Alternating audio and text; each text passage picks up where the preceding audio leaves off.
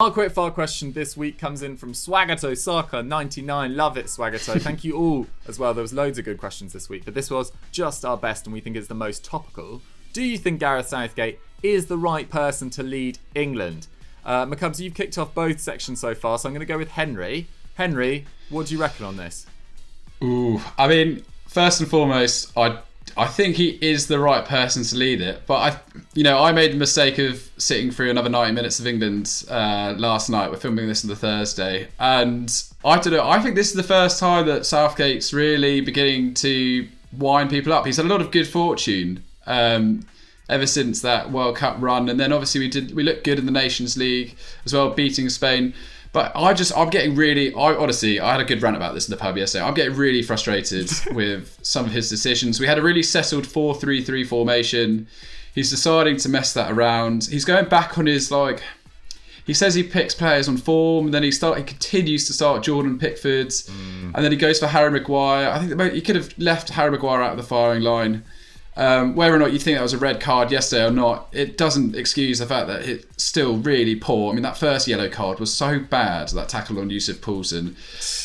And obviously this bloody mindedness about Mason Mount, Jack Grealish. I feel sorry for Mason Mount. He's done nothing wrong, but at the same time, to wait to 70 minutes to make anything happen in that game yesterday. Yeah, I get it. We had 10 men. But at the same time, that Danish side weren't particularly doing anything impressive. I think you had to roll the dice. I think he's beginning to frustrate people, and that's dangerous because very quickly journalists can get disgruntled and start turning on him, and then people start talking in the press. I do think he's the right person to lead England, but I just think he needs to maybe go back to what made it so good in the first place, which was just sensible decision making, playing players in the right positions, and sort of giving people opportunities when they deserve it. And I don't think he's doing that right now. I like it. Very concise and articulate. Very good response. McCubs, what's your opinion on this? Do you think Southgate is the right guy? And if not, I don't know what you're going to say, but if not, who would you like to see come in? No, I think he's the right. I think he's the right guy. I do think. Yeah, I agree with everything Henry's saying pretty much. I think this has definitely been his toughest kind of period as manager, and he definitely his decision making, his lineups. He's been putting out. I know the left side has been a bit of an issue because because of injuries and whatnot, but still, I know personally, I don't see why Kieran Trippier gets put at left wing back. And I know, Kieran Trippier has been really good at Atletico Madrid and whatnot. I don't think that means that he should be starting at left wing back over someone like Ainsley Maitland-Niles, who I think has been pretty good at left wing back for Arsenal in the last few months. Or Saka. I know Chilwell's injuries. He would be the starting left back, wouldn't he? But yeah. So stuff like that is a bit of a weird one. I think the Grealish thing is very strange. I think if Southgate does really dislikes Grealish, then he just shouldn't be making the squad. To be honest, I think that's I think he's kind of gone at a bit of a halfway house there, but I mean, I guess that's conjecture as well because we're not actually sure what Southgate really thinks of Grealish. But the stuff he said in the media is slightly strange when he's been interviewed about him. But at the same time, I feel like with Southgate, what was great when he came in was that he didn't really have many options. He had quite the squad was relatively depleted. There were areas of the squad which didn't really have that much quality. And so he really did a good job of getting the very best out of getting more than the sum of their parts basically out of that England squad. Whereas now, since the 2018 World Cup, suddenly England have a plethora of great central attacking midfielders, something he didn't really work with before. That was kind of an area that he almost neglected because he just knew that we didn't really have the quality there. That's true. And I guess kind of in the right back position as well. Suddenly we've got a huge amount of quality in the right back position. So I don't know. I feel like now given kind of all these options and having Rashford in better form than he was 2 years ago, having Sancho who's just 10 times the player he was 2 years ago. I think Southgate basically has more headaches, and perhaps we're beginning to see a manager who hasn't really managed at the top level before. Because I feel like he's struggling a little bit to pick the best team when there are 2 or 3 very decent teams there to be chosen from in terms of the kind of alternatives you could kind of put out there. Kind of bringing on Calvert-Lewin to play on the left wing yesterday, I think was a very strange decision. For example, it feels like he's almost playing with too much now. That's a little bit worrying. But I still back him. Like, I think overall, like even yesterday in that Denmark game, England looked awful.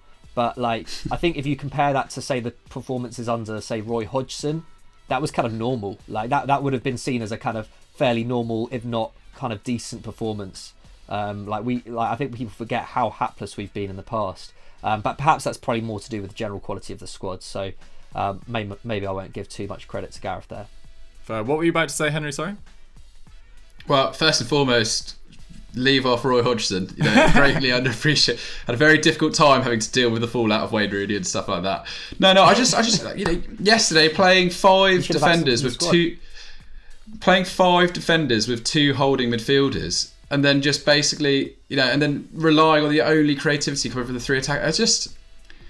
It's just really frustrating, and it's boring. It is, but it is getting back to that situation where watching England is dull, and it doesn't help that it's in an empty stadium either. I mean, I'm glad that game against New Zealand's been called off, because it would be really boring to watch. I mean, I agree with you guys. I think he's definitely made some weird selection calls. Although I would say, the talent, particularly the young players coming through in lots of areas, is very strong. I would say that a lot of it's in very similar positions. Like, we've got so many number 10s, we've got so many right backs, but actually the quality of left back is I think really poor, or out and out left backs. Maitland-Niles and Saka probably won't end up being left backs in the long term.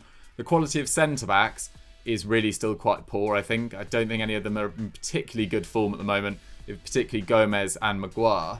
And we still don't have that controlling midfielder that we've yearned for 10, 15 years now. I don't think Declan Rice looks quite ready for international football just yet. I think Calvin Phillips has some work to do as well. And you don't want Jordan Henderson playing as a holding midfielder. I think you want him on that right-hand side like he does for Liverpool, taking advantage of his athleticism and range of passing, etc.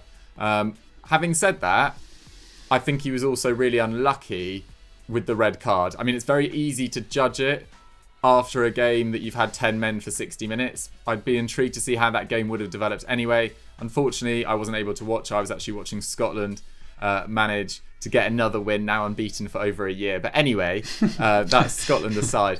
But yeah, I think there are some issues for Gareth Southgate to contend with. I am slightly concerned about this slightly saviour complex that is starting to emerge with Jack Grealish, that he is just the answer to all England's problems. I remember we did the same thing with Paul Scholes.